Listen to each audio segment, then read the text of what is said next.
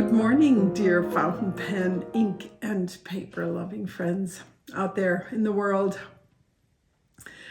I want to talk today about that wonderful 8-pen question tag that Simone and Liane sent out through the YouTube world into the world of all of us, and I'm sure you all know about it. I'm a little bit late to this party, but whatever, it doesn't matter. I was really thinking a lot in the past weeks about all the questions and enjoying thinking about them and kind of like looking at who am I with this hobby and where have I come from and where is this going? And so I thought it would be a fun thing to share this with you all. Let's jump right in and start with the first question. When and how did your fountain pen journey start? I have to tell you that, of course, being German, like Simone, I have grown up with fountain pens in school. And that is, so it's been a long time that since elementary school that I have been familiar with fountain pens. However, as a young adult already, I have been enjoying writing with fountain pens.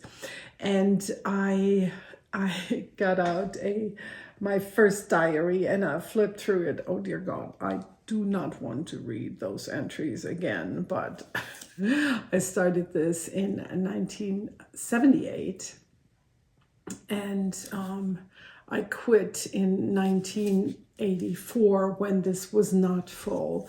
And I just have to say that this has the pages are in different pastel colors, and I was as a teenager so in love with this book, and I wanted to write in it. I wanted to write everything in it. And you remember the style, probably the 80s. And so I flipped through because I was curious, did I write with fountain pens or not? And I used kind of everything for this book. I cannot say that I was really hardcore into fountain pens.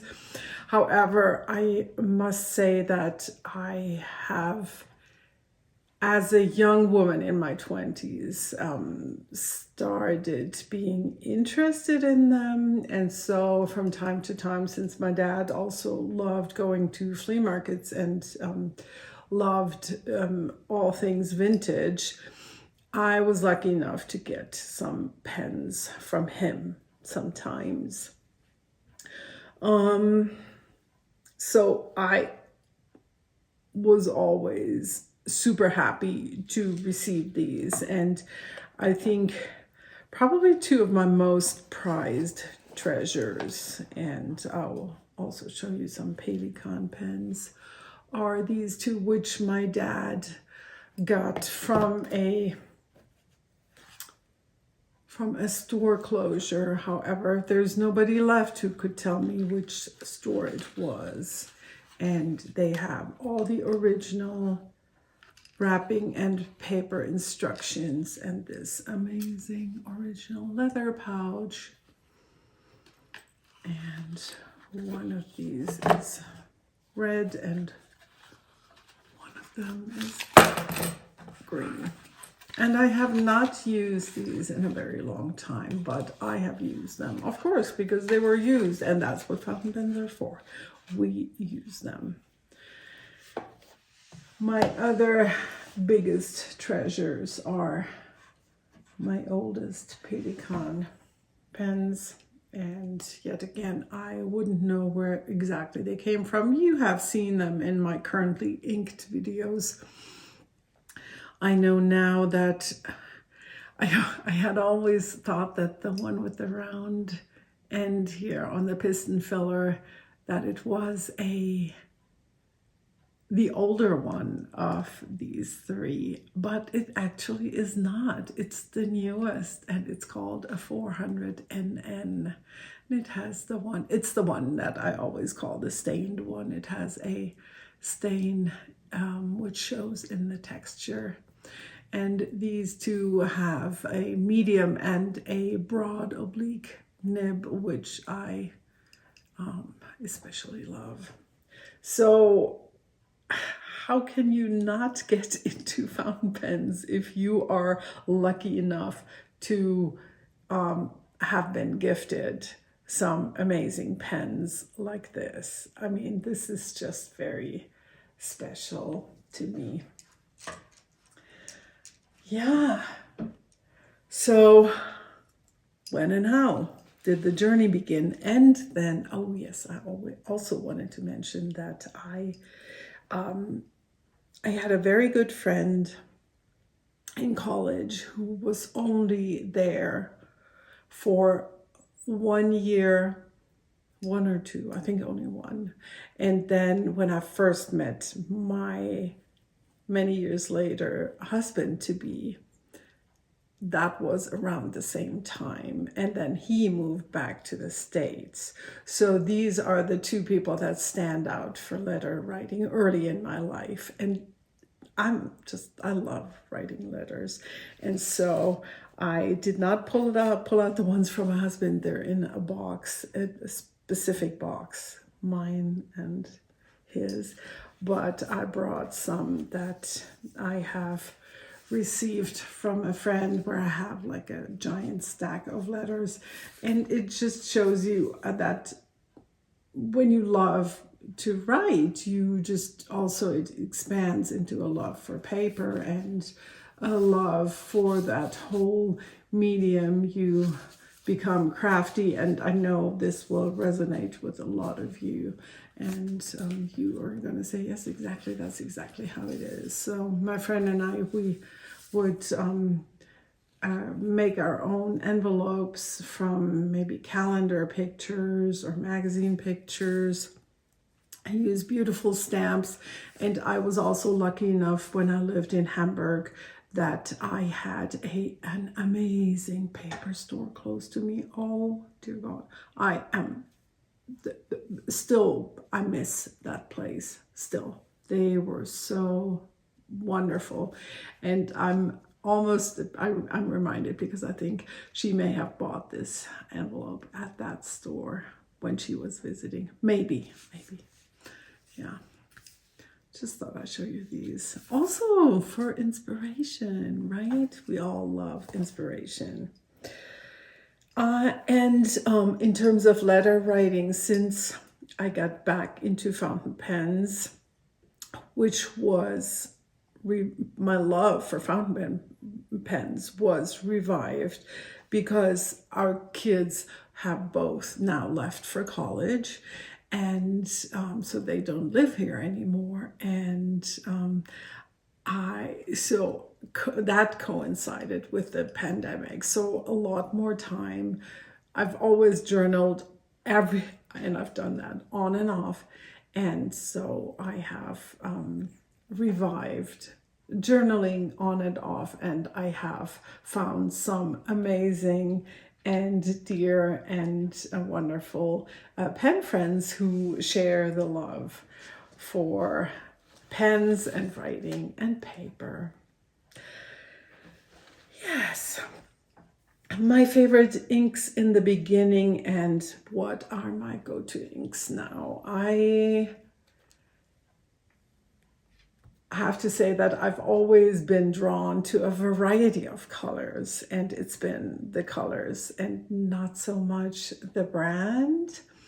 So I have never, except for I'm not too much into the blues, because I feel like I've exhausted the blue inks with school pens in school, because we had to use blue ink in our fountain pens.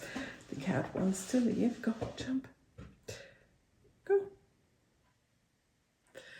So as soon as more colors became available, I've been purchasing them, and when I found them. And so a place where I went to was Bertram's Inkwell in Maryland, in Rockville, and also here in Albuquerque, we have two pen and paper stores, and I especially remember one. I don't know how long we've had the second one, but the first one has been around for quite some time. And I remember going there and always kind of looking at the ink bottles. What do you have? What are the colors? And then buying something. But so one of my first wonderful, amazing colors was Yuyake by Palette Eros Shizuku. And also I have always loved the Omas, the green, and Omas sepia, which I know now is called sepia and not a red. I always thought it was a red. Almost red. Yeah, so it's about the variety for me. So I have sorry, that's the fuzz from the cat or my sweater, either one.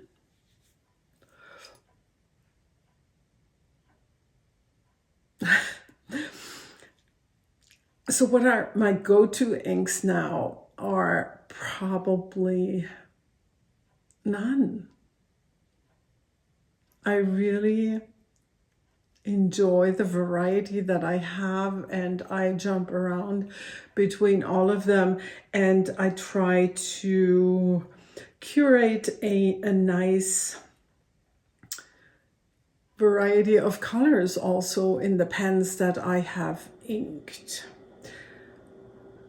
And has my ink and pen taste changed over time? So I want to say initially, because I love bright colors, I went for those bright colors: orange, turquoise, a bright green, key lime green, that Twisby green, and stuff like that. But now I am, of course, also as somebody who likes to take it all in, I'm also interested in chromo shaders, and I am currently exploring a little bit more these colors, which are not so in your face bright, but maybe a little bit muddy. Or I want to give a shout out to, where is it? No, it's here. I like diamine dusted truffle. I like shimmer inks. Or, oh yes, I have been inking this baby since I've got it. The Pennycon M400 white tortoise green. I've been inking it ever since I got it with diamine dusted. With Ferris wheel press blushing mushrooms. Did you just faint when I did this? I almost did, because it makes you think like, oh my gosh, what if that thing went flying? Yeah. Pens. Okay, so now we've talked about, that was question number 3. How have your ink and pen taste changed over time? Has my pen taste changed over time? My pen taste, I have discovered Twisby Eco pens, and I just love them. I love Twisby Eco pens, and I don't want to miss out on any new colors. So that was a discovery for me, even though I did get from a local store a Twisby Mini demonstrator with a stub nib. And I must say that way back when I filmed my first video, I did not even know that Twisby was pronounced Twisby. I wonder if they knew that in the store. Probably, but still kind of funny. So this was something new that I discovered and embraced, the Twisby Ecos. I will not dish out or start collecting any of the higher end Twisby pens. I just don't, because I'm worried about falling for them and then wanting to collect different colors, which I don't want to do. And yeah, that's the Twisbees. And I also have purchased a few modern pens just because I wanted to try them. I have the Opus 88 Coral. I have a Conklin All-American Orange Demonstrator. I have a Monteverdi, and all of those are kind of the heftier kind, so I like that feel, even though I never complaining about a Kavico Sport in my hand because it's too small. However, I have learned to appreciate a good writer that is not finicky about the ink that I put in, that is not skipping on me, where I don't have to prime the feed. And also I want the pens to not dry out. So I like to keep a lot of pens inked at a time, but some pens, they want to be used all the time. But I'm just, that's not a great pen to me, where the ink then dries up. I mean, and I'm not talking a year or 2 years. I'm talking the 1 or 2 weeks or so, like just now when I went on a trip. I mean, it's nothing that I experienced just now, but I've just been, I belong to the local Albuquerque Pen Club, and one of the people that visited the last meeting, he was saying, well, I have a lot of pens inked, but then a lot of them don't want to write when I haven't used them in a long time. And I thought, dude, that's not good. Then maybe you should try different pens. I don't know. I thought that's something that should make you think about what you're using. Yeah. So ink and pen taste changed over time. So the pen, to finalize the answer for that question, my pen taste really came around. I really wanted to explore some modern pens, and it came back around to these old classics that I have owned for a very long time, the Cavicos and the Pelikan pens.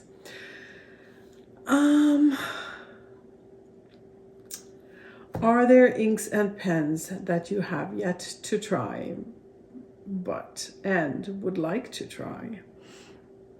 No, not really.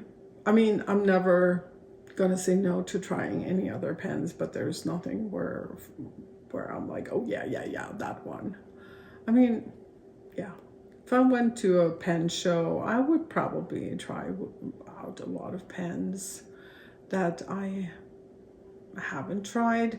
But then again, to be honest, really, I feel like a lot of times just dipping a pen or having a pen inked up and trying it is not representative, in my opinion, to the true performance of a pen, because it may still skip on you when you write half a page and all of a sudden the ink flow doesn't keep up. Stuff like that I find really hard to deal with. Don't like that at all. Yeah. A holy grail pen. This baby was it, even though I have to say that I would still have preferred this as an M600. This is the Pelikan M400 white tortoise green. Souverain. And I do have an Aurora 88 that my husband gifted me when our son was born, long time ago, 99. and it's engraved with our son's name and his birthday. And I don't have a pen for my daughter. Not good. This has to be fixed, because eventually, of course, he will get that pen, and there has to be a pen that goes to our daughter, and everything else, whatever, they can figure it out. Sorry, I just shook the table because I got excited. But funny story, our daughter's special number is 222. Google it. Google the meaning of it. It's just beautiful. She has a necklace with that number, and also, buckle up, when she moved to Paris, and this is for real, her apartment number that they put her in was 222. This is really freaky crazy. It still gives me goosebumps when I talk about this. But the reason I'm telling you this about a Grail pen in connection to the Grail pen issue, I think this would be the only one that I would love to have, is the revived Omas Ojiva 222. It's a pen that only, from what I understood, recently came out. I'm not even going to look into it, because this is way beyond what I am willing to spend for a pen. We're talking just barely under $1,000. Yeah, that's just not me. Yeah. If you decide you want to gift me a $900 pen, I'll love you for it, and I will treasure the pen forever. But I would not do it for myself. Yeah, so much about that. So, funny 222 story. How many pens do you currently own? Yeah, I thought that was a funny one that fired me on a little bit, because I've been working on a book where I keep track of all of my pens, because I'm really sad that these beautiful Kaweco Sports, I don't have any other information about them. Like, I wish I had a story like that I remembered that my dad went to who knows where, because he heard of that store closing, and that he bought all the pens, and he went there with his co-worker, blah blah, and stuff like that. That would be so wonderful. And so I want to change that for the pens that I acquire now.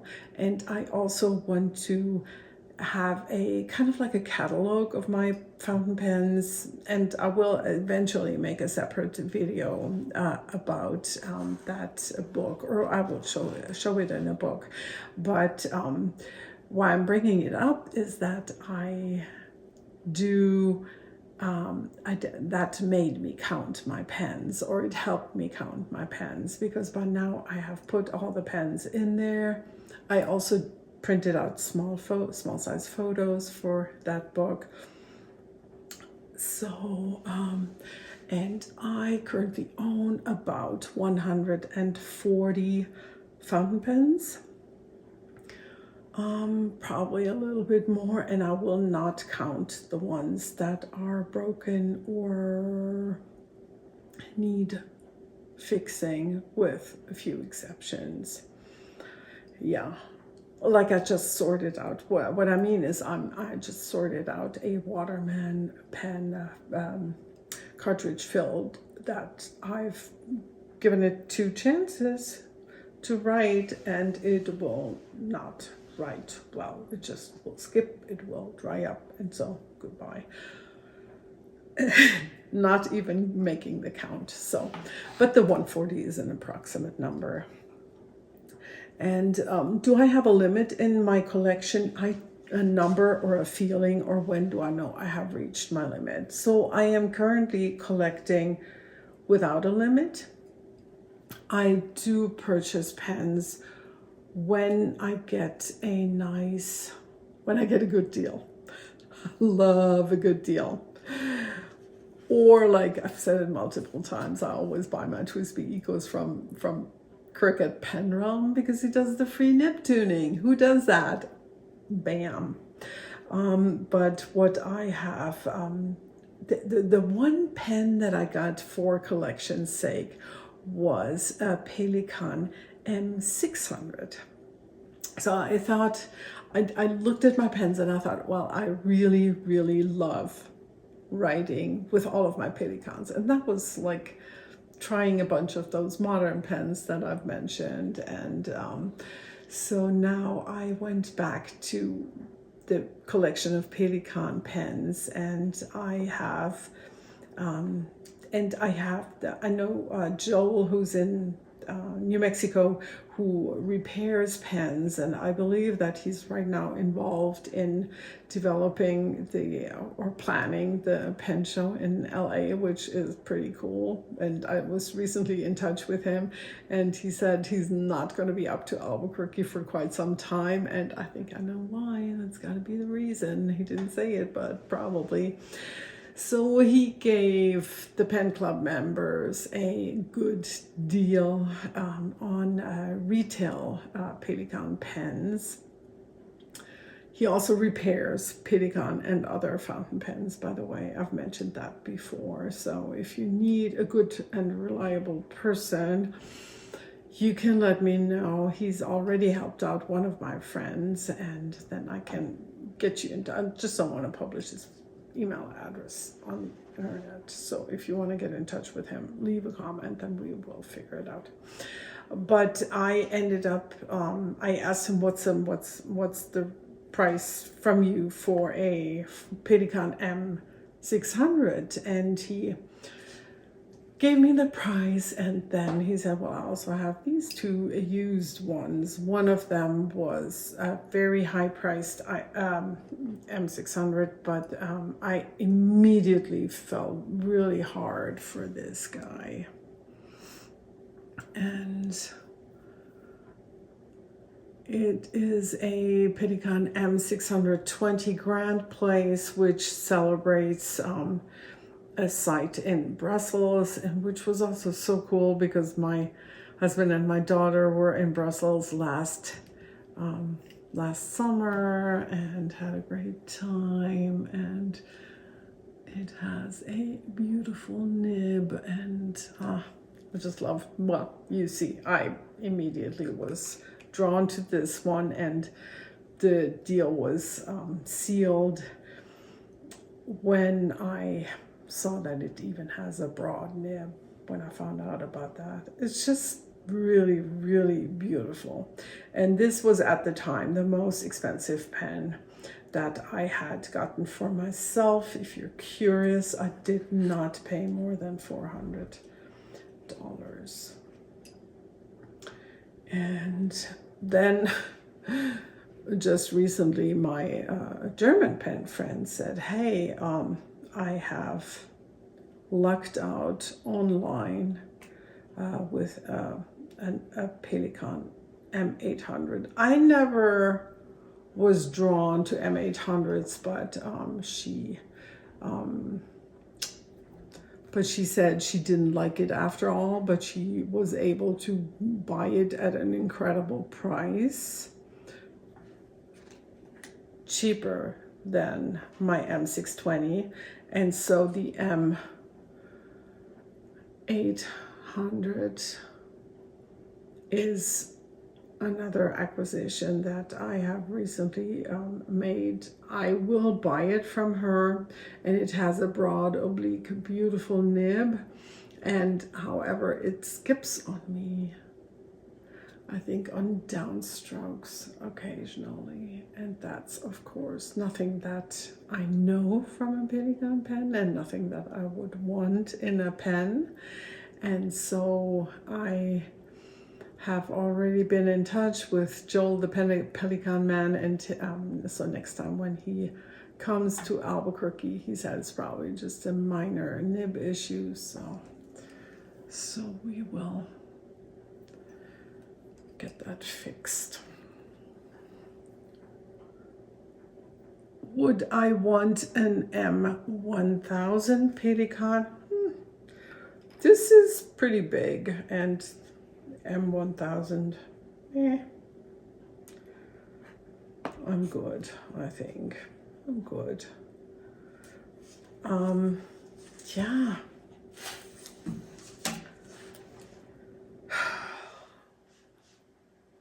So consequently, what would you do with if another pen or ink came along?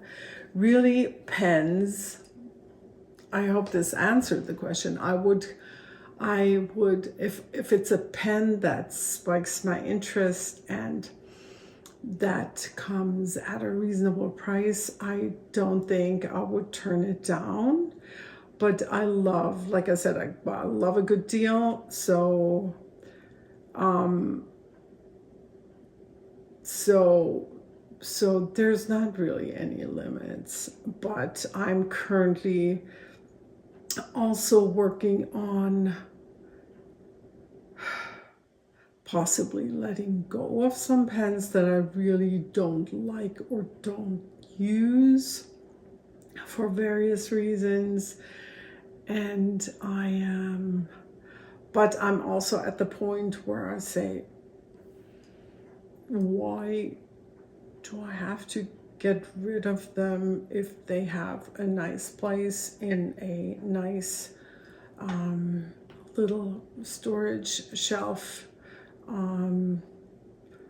I have this shelving cube with drawers, a vintage one, and they all fit into 2 drawers, and so not really any reason for me to get rid of any of those. And the special pens that my husband has gifted me over the years, which are probably the most valuable ones, they're in a special pen storage box.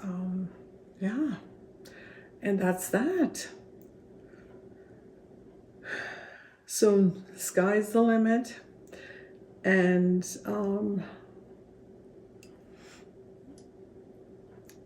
what would I do if another ink came along? I also wouldn't say no, but currently there's not a lot that I'm aiming to purchase, except for maybe the Ferris Wheel Press Blushing Mushroom that I got such a generous sample of. So I always refill this pen with that ink. So maybe I'll buy that. And I am also, you may know that I've been drawn to Birmingham Pen Company inks, so I may buy another one of theirs. I already have a pretty cool amount, pretty nice amount, but I think there's some that I would like to own. Yeah, and I'm that sucker. If I'm on your email list for sales, yeah, I may. That's how you may reel me in. All right, but well, thank you for listening to my happy ramblings about pens and inks, and we haven't even gotten into the paper, right? Because paper is really important too. And as you may know, my Instagram handle is Paperdag, so there you go. That's for a reason. I think if there ever was a problem with fire in this house, there would be a lot of paper to fuel that. Okay. Well, thank you for watching. Thanks for listening, and I will see you soon.